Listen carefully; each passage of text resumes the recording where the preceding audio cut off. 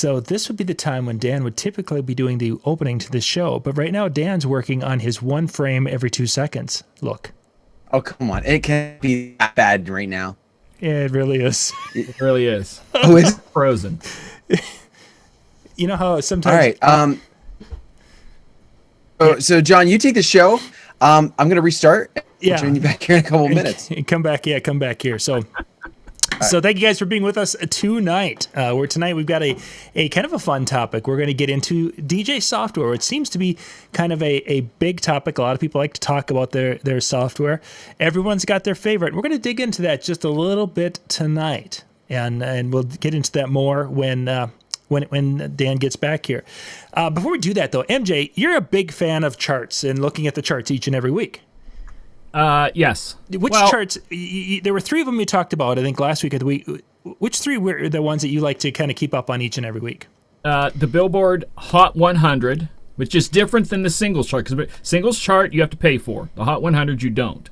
That's one of the things you have to think about there. On Billboard, the Spotify US weekly or monthly, depending, because you can set the gauges on that to go week or month or year and see whatever's trending for that. And there's also the exact same thing for YouTube, which I've kind of been paying more attention to because of, like I talked about last week, the amount of music that is taken, listened to via YouTube compared to other ones. Half of all music people listen to streamed-wise, not on a radio station, streamed-wise, half of it comes from YouTube. So my mind's a little bit more on that right now. In fact, I even ended up getting a 1-month free subscription to YouTube Music. Okay. And it works basically the same way Spotify does, but you also get the other stuff. So, like, on YouTube, there's endless amounts of mixes people have put up.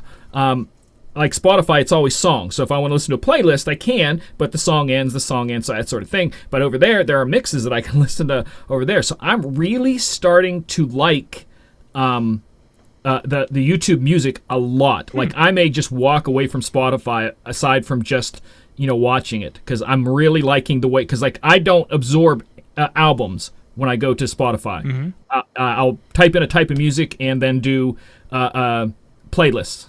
So it's an interesting thing. I'm sorry I went off on a tangent there. No. Did you have a specific question about those 3? And Those are the 3 because I think they're the main that cover pretty much everything. And of course, it can be a variety of songs. If there's an old song that all of a sudden starts to get heated up, YouTube would show that. And what brought me to that is that Mike Lenstra posted in our DJNTV Insider group a chart from Apple, from iTunes.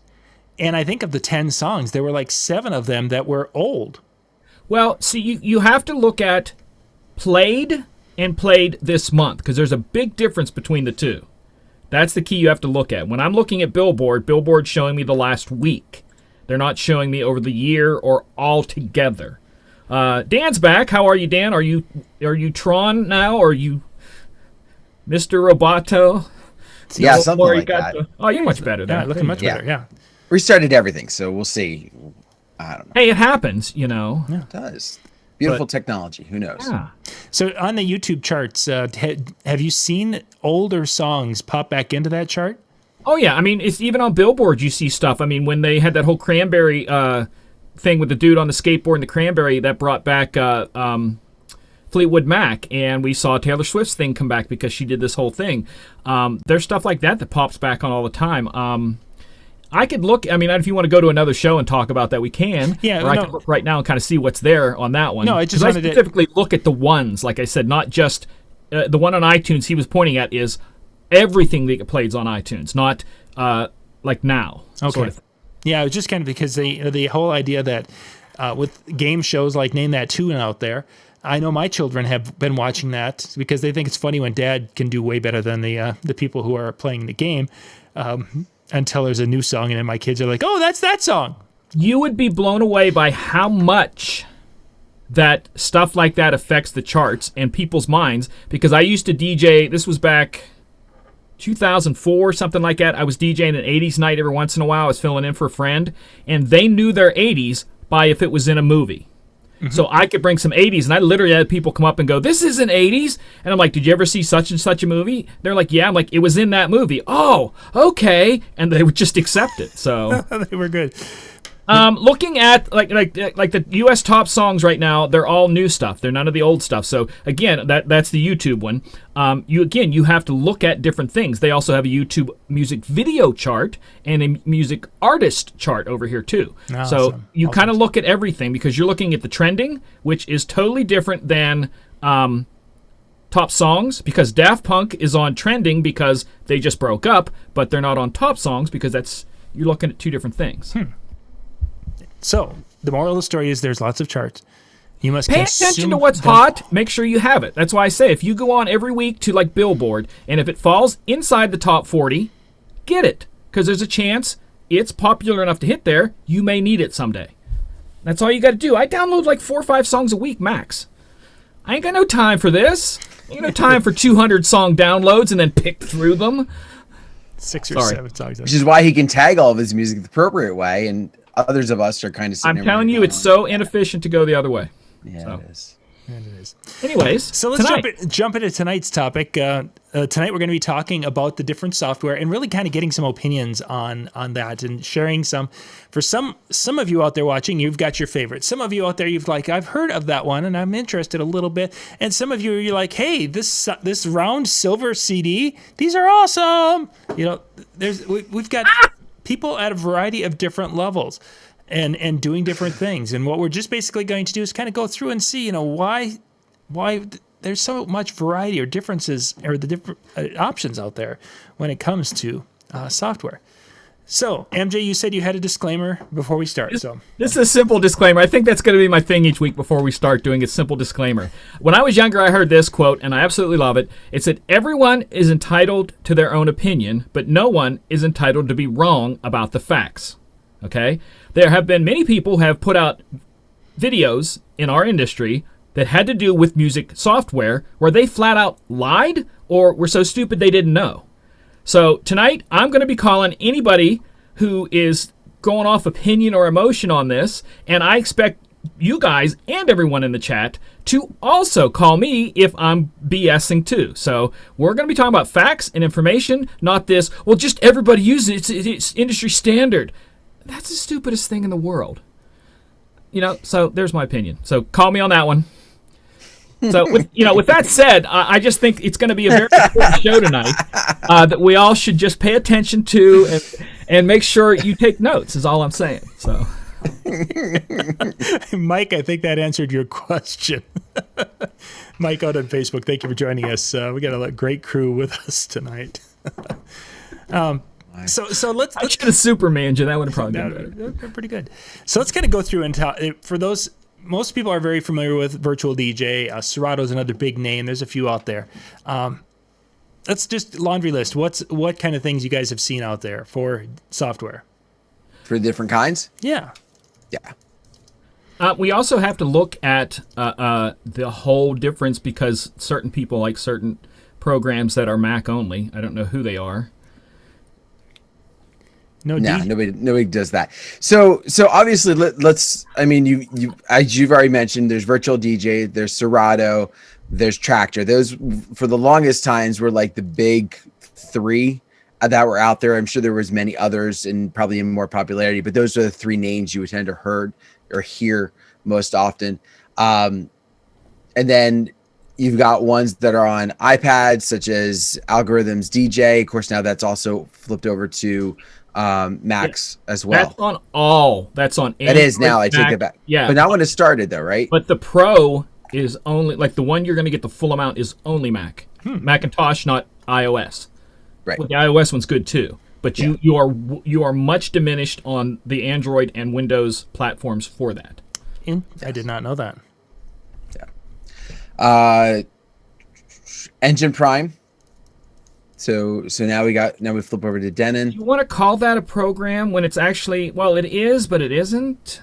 It's not a program to me because you can't download it to DJ from it, but you can DJ from it when it's in their hardware, and you can music manage with it when it's in your computer. So can we put that in the list or not? There's a good I say we count it.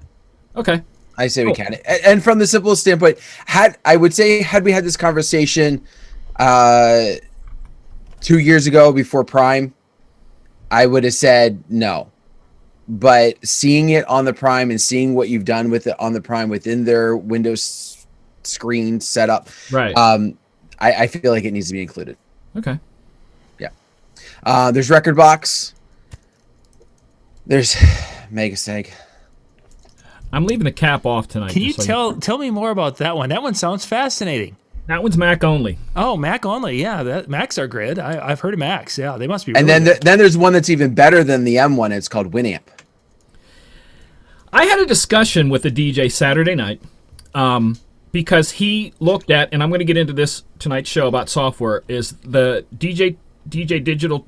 Sorry. I had a slight speech impediment because I came from the dentist. He from the Digital DJ Tips survey about that he couldn't believe that Rain software was so far down the bottom, and I was trying to explain to him they have two products aside from the new controller. Prior to that, they had two products, so their number's not high on that. And then we started talking about software and the fact that I said you have to think. I said there's lots of people out there in the world who use all kinds of different stuff, and I was told to tell him a story about another friend of mine who DJs weddings, multiple every weekend, makes a lot of money, does not have a controller, has never used a controller, does not mix, has never mixed, couldn't mix if he had to. He thought about taking some classes, and he's like, no, I don't need that. He has two laptops running something like the M Word, and that's how he DJs his weddings and makes a lot of money that way. So, are we going to talk about that tonight too? That the fact that is it even needed? And that could certainly be, and I think that's where it gets into some of the people who are, why they choose the software that they choose, and that's a big part of it. Let's see. Gus mentions PC DJ. That was another one that has. What do they call that now? Dex. Dex 3. Dex 3. There's a couple of different names, but it's still under PC DJ, and then the other thing. Tricerasoft came out of Canada, which was a music playback that did karaoke. Mixmeister. Mm-hmm. There was a new one I just saw somebody send an advertisement out about, but I don't remember what it is now. And then there's Mix, MIXXX, which is a free. What is a Dejuiced, which is is it Hercules or Reloop? Oh, That's yeah. Reloop's one. Yeah, it was Hercules. Okay. Which theirs is kind of unique because the way they have their setup, you can switch back and forth live while you're DJing from a controller with a laptop to a phone to a tablet, and they all are in conjunction with each other. So you could be DJing on your controller with it and then pick up your tablet, walk across the room and do stuff, and it's all synced. So that's kind of a neat thing that the other ones don't offer. Joe is mentioning Visual Disco Mix. That's the one that someone was telling me about, yeah. I don't know much about it. While you're searching for that, on the software, again, this is just certain people who fill out this survey on Digital DJ Tips. Most of the people use Serato.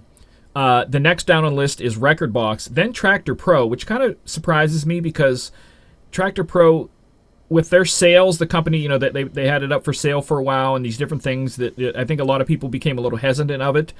They were next with Virtual below that, and then Other is below that, followed by DJ Pro 2 for Mac, then Ableton Live, Tractor 2, and then DJ for iOS. So there are people out there DJing with iOS and Ableton. Mm-hmm. But I think it's funny because these are just people reporting what they use for the survey, but Virtual is the most downloaded software for DJ software in the world. How many of those consider themselves DJs, or people just downloading the free version to have two totally different things? Yeah, certainly. So we could be talking about DJ numbers or download numbers, and again, it's how you spin it. Yeah, and exactly like what you hit on there too. If there's somebody who's downloading it for the idea of using it, not necessarily for the idea of being professional with it, they may not have known of this other companies in their survey. And along those same lines, it doesn't surprise me that Tractor's up there, only because I also know that's a very heavy. Tractor tends to be very heavy European software. Yes. And so having, with that being more of a global survey, it doesn't surprise me that some of those numbers tend to be a little bit more up there. Virtual is also very South America. That's big down there too.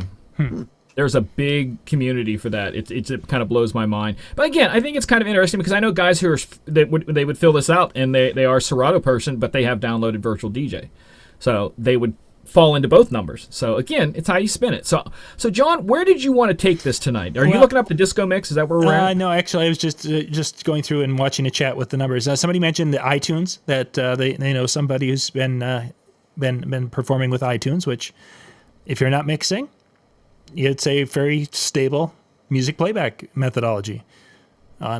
Which is where I want to draw the line here. That this is not me. This is my opinion, because I talked about before about facts and opinion. This is my opinion. This is not a fact.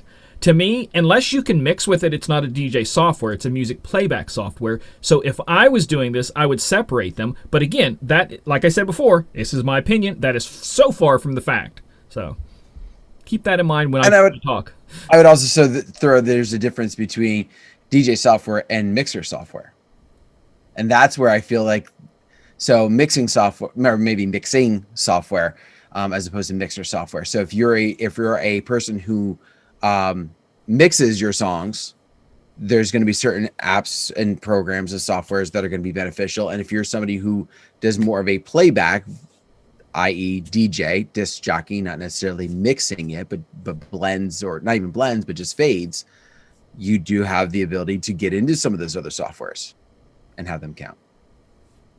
This is why when John told me the title of this, I was like, do you intentionally pick topics that make me nervous? Because I become very opinionated. And that's why I wanted to say that at the beginning, to force myself to say, don't be opinionated.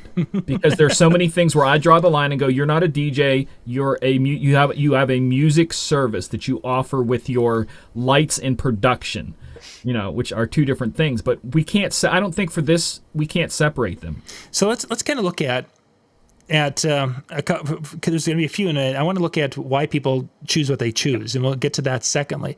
Yeah. Somebody just mentioned the difficulty with people switching. Have either of you ever thought about, or have you switched, or is this basically you started with this and this is where you've been? I switch back and forth. From what to what? From Serato and Virtual. Okay. So now I actually say that I did more flip-flopping before than I do now. So initially what I would do was, when I got started in the quote-unquote bar with the dance floor scene, we won't call it a club, bar with the dance floor scene, I was doing Serato because that's, kind of the idea of what to use and what I had, and it just kind of made the most sense for me.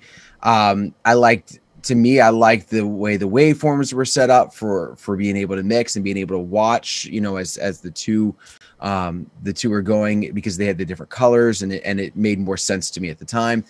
And then I would flip over, and when I did a wedding, I would do Virtual DJ because I wasn't mixing quite in the same way. It was a different style mixing that I was using. I was doing different hardware, so I wasn't as heavy in some of the mixing that I was doing. So it was easier. I could just match some beats, and I like the auto mix feature. And there's other things I won't get into my list, but that was part of why I would go back and forth. So when I was doing weddings, it was Virtual. When I was doing the bar with the dance floor, it was Serato, to the point that I was going back and forth so much. It wasn't until I stopped doing the bar with the dance floor did I kind of start to wean myself away from Serato. And now I do more Virtual DJ, even to the point of when I'm doing school dances. That was another place where I pretty much always just grabbed my Serato because I felt more comfortable in that style with that. But my music was getting so outdated because I wasn't updating both that I kind of stopped. And now I only do the one. Which now you can do both. Yes, you can load both, but I didn't have something set up or whatever, but it wasn't recognizing it the same. Okay. It does that much better now. So you can have a music library that spans across all of them quite easily. Yeah. This is where I want to throw some curveballs in here. When I do my mixing shows on Music and Mixing people say, why can't you do a show on Serato? Because I don't use virtual. And in my mind, the software has absolutely nothing to do with mixing. Mixing is what you do with your hands and your ears. Software is just an interface with how you're viewing the waveforms, loading songs, effects, stuff like that. So to me, looking at the software and saying, why do people use it? I don't think, Dan, I want you to expand upon this. I don't think it's as much for most people.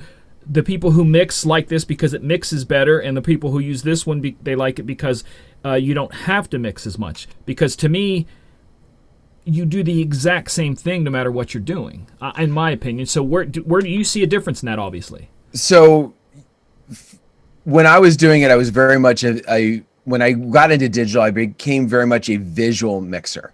So mixing a lot with my eyes, more so than my ears. It's thanks to you with the split cue that actually kind of helped me go the other direction with it. Because one of the things was I always had a trouble distinguishing in my head which beat was with which song. So I was using more the visual. At the time, I could be wrong, but at the time, the virtual that was out was red and blue. There was no color to it other than the red and blue. So your beats, unless I sat there and set up all of my beat grids exactly where they were, I was having to see more within the song. Where with Serato at the time, it was snares were hot white. I forget each of the colors, but I was able to see the beats within the Serato better than I was within virtual. That's interesting because I was in Nashville when I was trying to be a vocal artist in the early 2000s. I was talking to a guy who produced the Cheetah Girls and I can't think the other lady's name. I can see her face now. Anyways, they were Disney artists, and he talked about how that the next generation. He talked about me, how I read waveforms like they're letters on a page, and I do, to the point where you talk about the colors and you look at the snare. I see the snare because of the shape, because I've used Ableton to edit music so long, and it's not colorized like that. It's up and down. So I'm looking down there, and I can go, right there's the first word, because the shape of it changes. Mm-hmm. Virtual does switch over now to where it's lighter and darker, in that you can do the red and the blues, but lighter and darker. So the darker's the lower tones, the lighter's the higher, and you can do the full color ones like Serato now. Which is I understand the visual mixer, but I guess just because I'm old, I don't see that. So to me, that doesn't weigh in on my choices, because, I mean, you've seen mine. I keep the top end about that big. Yeah.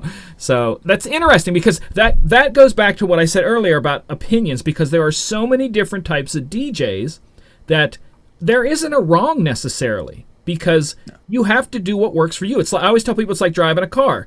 You could drive a truck and you go, this is the best vehicle in the world. And someone else could go, well, not with that gas mileage, it's not the best vehicle in the world. So it depends on what you need and what you want. So that's I think, a good way to look at this tonight. So that's neat how you separate them like that. So that's cool. What's funny is, now with virtual, I haven't set up the color. I know it does. I'm still doing red and blue. Oh, okay. They have several. With those who care, virtual have multiple colors, multiple styles of waveforms now too. So you can choose all of that. Vertical, everything. So, whatever. John, I know we went off a topic there. Go ahead, jump in. Yeah, no, I was just reading the chat here. Randy mentions that when he first started DJing off, just got off CDs, he was using his little, what was it? A single music match program to perform. So it must have been like a variation similar to a Winamp or something to that effect. There was somebody in the chat. Please let us know. There was something back early 2000s that beat matched like that. That was a Winamp or something that would do two songs like that. If you can remember what it was, let us know. I can't remember for the life of me. Yeah, so one of the early, of course, was DJ Power that came out. That was a whole system, computer and software and everything. Very bloated software that was written in code on top of code on top of code, and it got to the point where it was unusable to a point. Right. And but that was one of the early ones out there.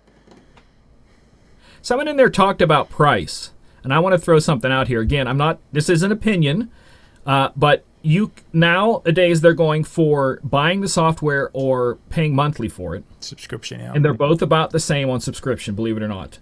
Here's the difference of price. Everybody goes, virtual's so expensive. I can get Serato for this amount. But if you buy all of the things that Serato offers you, because you have to upgrade for pitch and time, which is literally built into every program in the world. You have to pay extra for it there. All the different add-ons for Serato, it actually becomes a little bit, and I don't mean a lot, a little bit more than virtual. So, but virtual gives you all of it. So some of the choice, Dan, you have to agree as a starting, look back at a starting DJ. I know that I had a cracked version of virtual for years because I couldn't afford virtual. And I felt bad about it because I really try to be honest with that stuff, and I saved up and then bought the full version. So there are people out there that look at Serato and go, I'm just going with Serato because I can't afford the full price of the other one, and I'll just tag on $20 here for this thing, $20 there for that thing. What do you guys think? Well, I think John kind of, when he was asking why are certain softwares being used, and I think you've hit on it right there. In fact, my very first line, free. All right, so there are some people who are virtual DJ users now, either because they're still using a hacked version somehow, even though they put a lot of like safeguards in there to keep it from happening, or when they started, they were on a hacked version, and so they got a chance, and then they upgraded and went a step further with it. But I think the flip of that also happens with ones obviously like Rekordbox, because that is, built into Pioneers and a lot of their controllers. Yeah. Serato's, within their controllers, to the point that if you buy a controller, you get the program, you get a version, right? Let me put it that way. You get a version of the program for free. So I think there are some people who have a program because of that, or at least that's what got them started in the program. Now they're hooked. Now they use it regardless of whatever they pick up. People don't like change. Yeah. Right. Exactly. And keep in mind, if I knew where all the buttons were and everything is, like, I know some people who wouldn't switch to Virtual 2021 because they were still on 8 or 7. 7. And well, there was 7 too, but some people went to 8 and they were afraid to even go higher. And it's like, now the layout's the same. Like I get 7 to 8, but come on. Just because of being fearful of certain things. So, I totally get it. I totally get the not wanting to change, but free is a hard thing is a hard thing to argue with. Talk about switching. I have a friend who for the longest time didn't want to update his Mac because he had an older Mac that worked, and he ran it on Serato Itch, or was it Serato Scratch? What was the one before Serato DJ? Itch or Scratch? Scratch. All right. So he ran it on Scratch and would not update, would not get a newer software because he didn't want to update his computer because the computer and the software just worked. Mm-hmm. And that was the way he ran that. I'm talking in 5 years, like 2 years ago, he finally switched because he wanted to use a controller, and he could not use a controller on that software at all. There was no controller that worked on that. So that was the one and only reason he switched. So yeah. It's interesting, the dynamic around all of that. The people get stuck into something they don't want to change. It's the same way with hardware. I know guys that they don't want to get a new controller. They don't want to switch off turntables because I don't want to have to new muscle memory.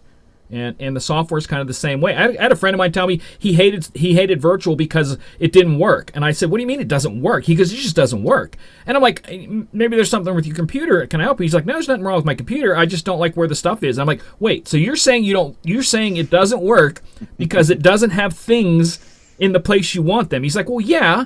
I'm like, well, that's not work. That's a workflow, maybe a layout that you don't like, but it doesn't work means it doesn't, so that's where I think opinion, you have to watch out. People throw an opinion in there. I thought he hated it, but it was just the fact that he didn't like where stuff was at. He now owns it. I helped him set it up, 5 years later. So, I don't know. John, go ahead, because I'm starting to get opinionated. I think talking to some of the manufacturers about 5 years ago, maybe it was a little longer than that, when we did, it was when I did a video with Newmark. And the discussion came up of why I think they either went from virtual to Serato or vice versa, and this was an income for them. They got paid to put this on there because it was the introductory drug for especially these newer or the more entry level controllers. This is their first experience with DJ software, and you mentioned free. I mean, there's still a very widely used software, DJ software program that is free out there. Mix has been around for forever, and it's on Windows, and it's on Linux, and it's on Mac, and it's free. It's a thing you can make a donation to them, and they continually update the thing. So it's really, I think it's who got their claws into somebody first. It plays a big role in it, because once you're there and you start learning on Serato Lite or Virtual DJ Lite or LE, whatever it is, here's something I think you need to throw also into there, that people will get a controller and it says, oh, it's a Serato controller. Now, keep in mind what John just said. Someone is paying to have Serato on there. They're not putting Serato on there because they want their controllers to use Serato, okay? That has nothing to do with it. If Virtual wanted to pay, if Mix wanted to pay, you would see Mix on the boxes. So when a controller says Serato controller, that absolutely does not mean that's the only thing it works with. Don't ever think that. First off, here's my opinion. I'm sorry. It's not opinion, it is a fact. Virtual works with about 3 times as many different hardwares than Serato does. Simply because Serato started late in the controller world. They just did the Serato boxes for years, and then they finally opened it up to controllers later, so they're playing catch-up. But, again, you can't look at a controller and say, oh, you can tell, oh, Serato comes on every controller, that must mean it's the most popular. No, that means they're paying out. Virtual goes, hey, we don't need to do that. People pay us. You pay one time. They're making money off the fact that people pay one time and never pay for another thing again. Where Serato, you pay one time, and every time they do an update or a change or this, you're paying $20 extra. And that's soon going to be dropped out and doing, okay, we're going to pay $5 a month for this across the board sort of thing. So you have to think on that, because people get real opinionated. Someone in the chat talked about he feels that Virtual is hard. Again, mixing is mixing, so you're doing the exact same thing. When you say it's hard, there's a good chance that it's just you're not used to it. So hard isn't hard. Hard is I'm not used to it, and I don't want to learn something new. And to me, that's saying 2 different things. That's like saying something sucks and then saying something is broken. Okay, sucks is an opinion, broken is a fact. So that's why I think I'm sorry. No. I shouldn't have come to the show. So you want to hear I don't think you guys ever heard one of the other reasons why I switched to Virtual. So when I actually got started, I actually, in the beginning, I was DJing weddings with, well, first I started with CDs, but when I went to digital, I was using Scratch Live, and I was running it through, and I had a dual deck CD player, and yeah, I was controlling it that way. All right. And when I went to my MC6000, I got that to work with my Serato so I could still use it for Scratch Live, because the very first 6000, I think, was Virtual. I believe so. The second 2 didn't work with the older stuff. Yeah. Right. So anyway. Yes, you are correct. It came with a name on the box. Yeah. Right. And so in order to work with Serato, I actually had to hook a Scratch Live box into it so that it would work the way it was supposed to, but the lights didn't work on it. So at one time, there was kind of that. It wasn't just the software, but it was also some of the functionality of the controllers would be limited to the software. A lot of that has kind of gotten away from some of the controller creators. But for Virtual, one of the reasons that I made the switch, it was one of the first ones of the names that I knew that had an app that would allow you to control it. I, being a single op, wanted something that if I was out on the floor and I needed, I'm leading a bouquet and garter toss and I want to start a song, I don't have to run back up to my booth to be able to hit it. I could hit it on my phone and I could play, and I could do it from the floor. Right. And so that was one of the reasons why I got into it. And I was like, I'm going to do Virtual. I'm going to buy the program. I'm going to get the app and run everything with it. And that's one of the first reasons I had a wireless router installed in my case, was so that I could control everything through that. So are you going to have one of those in your booth? And when are you going to show us your booth? What do you mean, when am I going to show it? I've been showing it all the time on my Facebook page, MJ. Come on. It is, and let me phrase that, is the wireless router is installed in my audio box, so that whether I take the booth or whether I take something smaller, it's already there. Got it. John, you look like you have another question. Go for it. Well, the table show where we show our booths, I'm still waiting for parts on mine. So yes, it was his fault. Although I did send you the link to help you out. I know you did, and I appreciate that. But ironically, those won't fit, even though they are labeled the right size. They won't fit. But we'll have to. We'll find talk you more. There was other ones on there. Yep, and that's what I gotta look around. So we'll talk. But that'll be a future show. And that one, MJ, will make sure you have more time so you can. I was going to take a picture the other night with mine, where I was holding my entire booth with one hand. So yeah, Dan can do that too. You can. I can. Here's something I want to throw out too, also about the two of them. That I've literally heard people tell me that they won't use virtual DJ because they're afraid of other DJs making fun of them. Like they've literally said, "I love virtual DJ, but I can't use it. People make fun of me." That to me blows my mind, because that's kind of like the definition of a sellout. You picking something that you wouldn't be your first choice because of other people's opinions.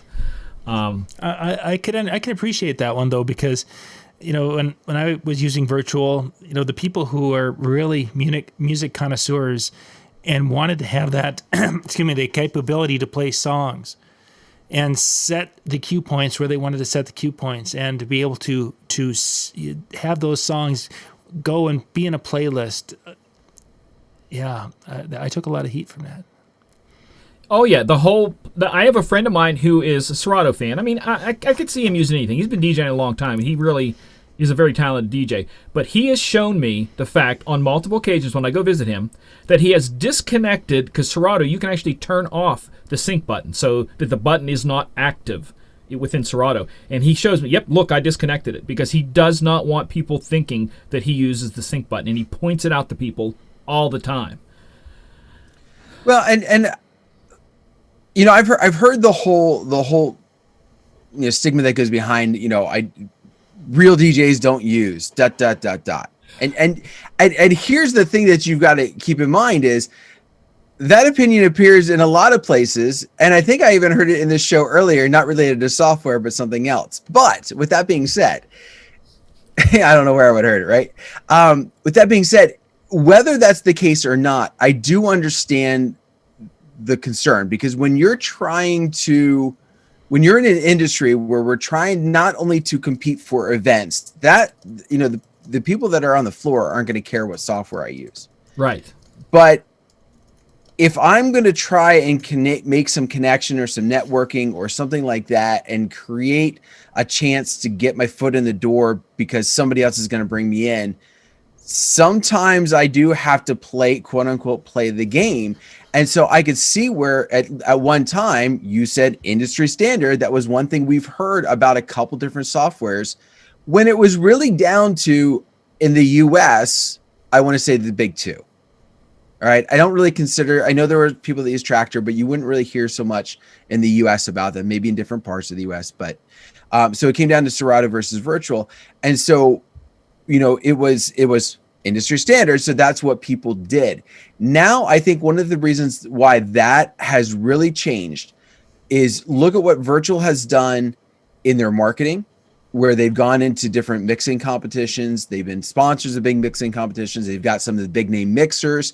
That was another thing, when we look up to certain people because of their talents, and that's what they use, sometimes it's very simple to want to go, I want to use that too. A quick story that fits that. I want to keep going. What's his name from Pioneer? Jay told me a story that he talked to people that are out on tour, and the main guy, I don't remember who it was, so it was a super big EDM guy, and in his rider, he wanted that rotary mixer that they have. Was the MP15, and it was just him that wanted it. Everybody else wanted the normal stuff. And then when everybody else saw that main big guy wanted the rotary, they all changed their rider to the rotary, even though they've never used it before. So what you said there, Dan, is true on so many levels. So I think that's some of it. But what I think has kind of helped maybe tear that down, like I said, is their marketing. But also, because you have now these other ones that have come on with kind of a vengeance, with kind of an attack, with, Record Box being what it is, and you got a lot of, bigger names kind of gravitating towards that. You have, like I said, the engine software. So if you are getting into that or getting into the Prime series and some of the other, like the SC5000, I think uses it too. Yeah, anything that has the Prime word. So it'd be SC5000 and 5000M, 6000, 6000M, Prime 4, Prime 2, and Prime Go. There you go. So you have more people that are getting into those as well. So I think because we have some more bigger softwares that are jumping into the game full force, it's kind of tearing down some of that, I have to use that. Right. Here's something to think about that I think the future is algorithm, because they are working so well on a tablet, however you want to call that. And this next generation coming along isn't going to own a laptop. They all own tablets. And as tablets get more powerful and more memory, that I think is going to be what we're going to use in the future. And algorithms has themselves set with a program that does a lot really well. So I think that's something to think about in the future. I think the one thing that will slow them up, as long as it's continued to be offered, is going to be that buying versus subscription setup. Yes. Because that generation's not used to that. That's the sad thing. We're not. Well, that's true. But, if I'm deciding that I'm going to jump into this and I'm paying, and I forget what Pro is within the app, $10 a month, maybe. Look, go ahead. But it's not $2.99, type of thing for the app. I could see that potentially being an obstacle that they could have difficulty coming against long term. It's possible. I'm trying to find. They said no, this is not even the right thing here. $50 a month. No, that's not it. Go ahead. I'm going to take me a minute to find it. If someone in the chat can quote it out to me, I don't know. I know Virtual's. This is the crazy thing. Virtual's monthly thing, if you want to rent it as opposed to thing, is $20 a month. Which to me, that's a big bite, but I don't know, I guess. I mean, because you got to figure out if you pay the full amount, you're like 2.5 years and it's paid for. See, I wonder if that a part of that appeal is for the people who are like, I'm going to get into this. I don't know if I'm going to like it. So I'm going to upgrade so I can have all the features. And you know what? I'll just do the monthly thing and see if I like it. And they may find that there's going to be 6 months of them renting it, subscribing, and then they buy it. Well, that means that they've gotten their, I don't know, I paid, I think, $199 or something like that for it at one time. Sounds somewhat familiar. So now they've made $199 plus the 6 months, another $120. I don't know. It would be interesting, and I'm sure after a few more years they're going to have some stats on that they could say, this is why we do it. I know somebody who did that with Virtual and kept forgetting to cancel his payment, and they got like $100 extra. Because every month he would forget to cancel it. And I'm like, well, cancel it now. I'll get it later. And I was like, what the freak, dude? So you think you get money like that? Anybody got the price for that yet? I haven't seen anything yet. I'm on the website, but I can't find it. They don't tell you till you press the buy button. Plus, probably not. Yeah, see, once you enter your credit card number, then they tell you. Yeah. If somebody knows that, I think Pro License. Mike mentioned Pro License is $300 for the. But that's like the Mac version. That's not the tablet or iPad version. Right. Which is right in there with Virtual, the same price, and I think it's the same for Tractor Pro. I think also. In 2020, Joe purchased the full version of Virtual DJ for $149 for life. When did he do that? 2020. Bought a controller that came with LE and there was a discount. That's the difference. See, that's where they get you. You'll get the program. Both Serato does this, Virtual, they all do this, to where that software that you get on that disc or whatever is licensed to that controller only. Yeah. So you're free to use it on that controller, but if you want to use it on anything else, you got to pay their upgrade fee, which is $150. So you're not, on a lot of those, even Serato, you're not getting the full program. You're getting the full program for that device only. And that's the way I did with my Serato. That's how I got Serato. I got it with the device and then paid a little extra for it. I waited till they went for the half off, and I think I got the full upgrade for like $70 or something like that. Yeah, I think I did something similar with that. So it's an interesting thing, this whole... that's why I wanted to start off the show with a little bit of, the warning thing about it, that it's like anything. It's like headphones. we in the business, I doubt you could find two DJs that would agree on what's the best sounding headphones. Just simply because it's what you like to use.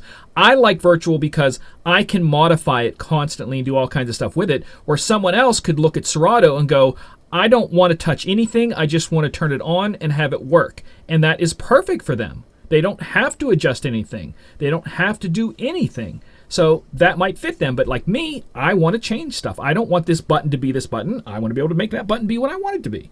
So that's a big thing right there that you have to do that on Serato too. You can MIDI map everything. So now you couldn't always. They added that 2019. No, it's been before that. No. They had it very limited. Trust me, because that was one of their big selling points. That I made this post about advanced MIDI mapping, and I'm like, had it since the beginning, and they had something else, and I'm like, had it since 2016.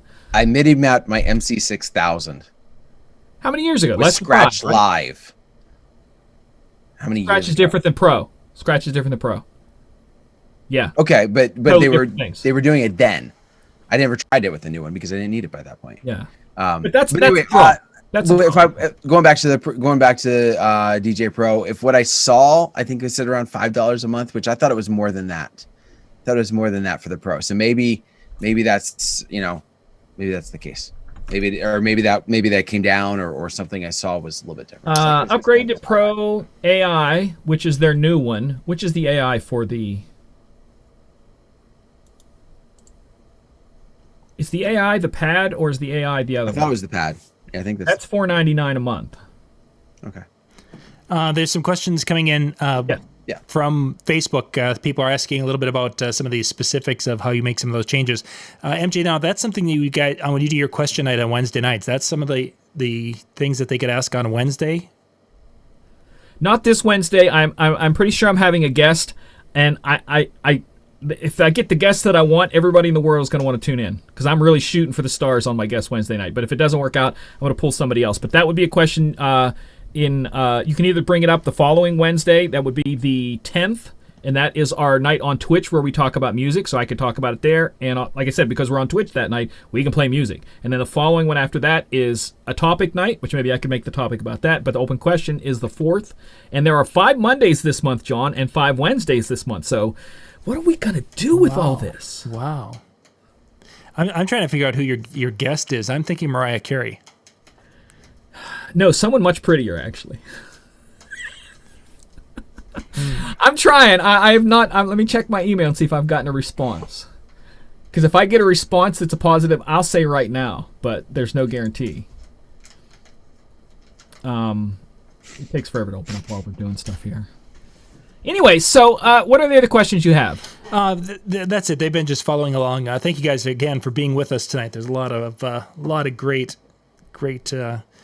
comments and such about people and their favorite software and some of the things they like about it. And that's the thing that you do have to keep in mind. I mean, and if you're watching this with the idea that you want to get a software, if you're trying to decide what you want to do, I would say first off, don't ask in a DJ forum what software should I get, because that you're going to get an arguing and a match of you'll get yelled dimwits. At one way or the other. Exactly, no matter what. And then they'll yell back and forth at each other as well. So that concept just isn't going to be good. What I would recommend for you is to definitely look for those programs that have a free version trial. Whether it's 7 days, whether it's 14, whether it's even a month, and just give it a shot and see what you like and what you don't. And then if you want to ask, hey, I like this feature, or I like these features, is the other program doing that and I don't know how to do it? To basically where you're going with more of a this is why type of thing, you're going to get much better feedback. You're still going to get that shouting match, and people are going to, because they don't read your whole statements, but it will at least help you get a little bit more pointed direction. That's how I made my decision on my software. I think John talked about his was free. Mine was the fact that I tried all the free versions on everything. I tried Tractor, I tried Serato, I tried everything. I hated Virtual 6, and when I was at the expo one year, they were handing out CDs of Virtual 7.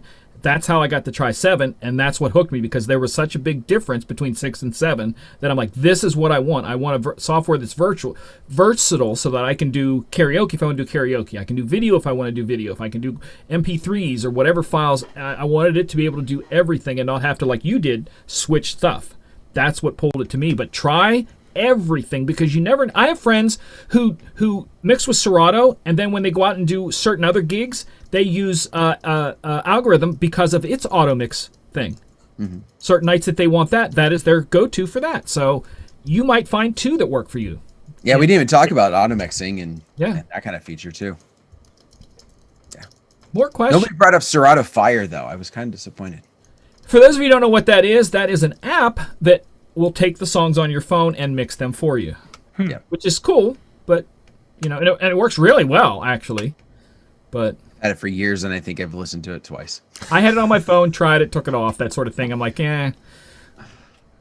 Oh my goodness. Got a few things here. Yeah.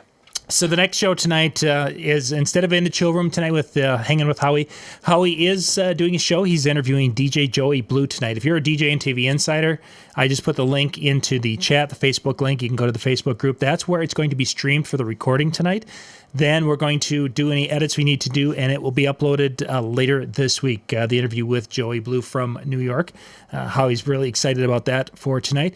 And then after that, DJNTV.com/chill. You can go there and hang out, and that's where everyone will be kind of headed to for the after party from tonight's shows. There was something else here. Oh, yeah, I put the link for the Twitch. If you guys want to pop out to Twitch, twitch.tv/discjockeynews. That's where MJ will be doing some of the live streams for DJ and TV on Twitch. So if you want to go subscribe and hit that link is also in the chat.